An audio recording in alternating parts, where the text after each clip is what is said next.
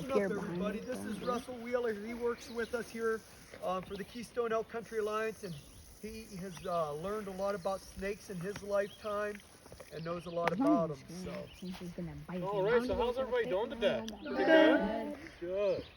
So we have a timber rattlesnake here. So of course, being in May, these snakes are going to start coming out of their den sites, traveling around, making their trip to feed and mate throughout the year. Now the rattlesnake season doesn't start here in Pennsylvania until June. So of course we're going to move him a little bit. We're going to move him out into the field so he can continue to feed on some chipmunks and some other field mice and that sort of thing. But it's very important to watch where you're going in the woods. These guys like to be ambush predators. So what they'll do is they'll lay their head on a log pile, just like it is back here, or along a rock somewhere, and they'll wait for a chipmunk or a squirrel to come on by so they can get themselves a meal. Now you might be able to see here, when I pick him up, he has a little bit of a dull color on him. He hasn't shed his skin yet this year. A rattlesnake will shed its skin about 3 to 5 times every single year, and that's kind of like us. As we grow up, of course, we're going to need more clothing. We grow out of our clothes. You know, that's kind of what they're doing while they're shedding their skin. That's why they have this dull looking marking down along its back.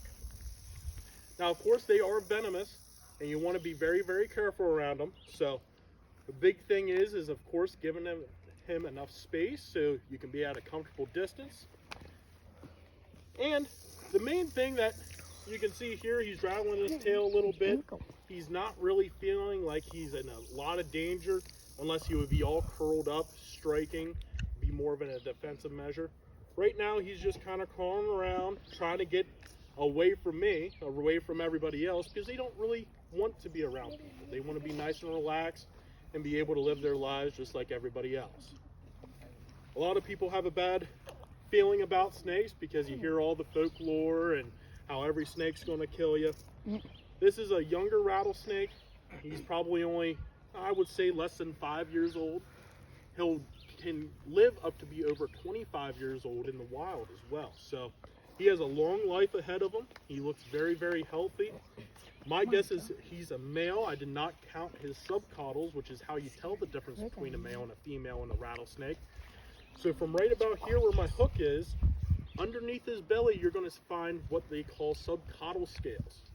If you count from the Y platelet, which is the snake's butt, all the way to the base of the rattle, if it's 21 or more, it's a male, 20 or less, it's a female. And you can tell a lot by that. Now in Pennsylvania, you're only allowed to catch the male rattlesnakes during the rattlesnake season, and they have to be 42 inches or bigger. This snake right here is probably only about 30 inches, so he is not a legal snake to keep here in the state of Pennsylvania yet. But he is pretty cool, and I'm sure he'll grow up to be a big, probably about 4 to 5 foot long snake a little bit later. Go ahead, bud. How do you know how big they are if you're hunting them?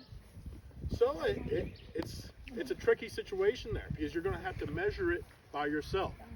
Safest way to do it by yourself is, of course, using a tube. If I would go out and hunt a snake, I would bring a clear tube with me so I can bring a tape measure out, see how long he is. But of course, you can always kind of sit here. Oh, I think he's looking for an escape route. Put a little light pressure right here, and you can go right there. He's killing me.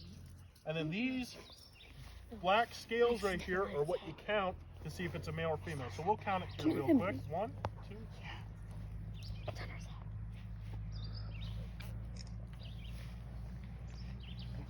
This is actually a female, so this is going to be a female rattlesnake. Again, very young.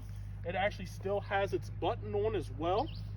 So that button tells me, again, it's a very young snake. It's its first rattle. What it looks like is kind of like a sunflower seed with a little crease down the middle of it as well.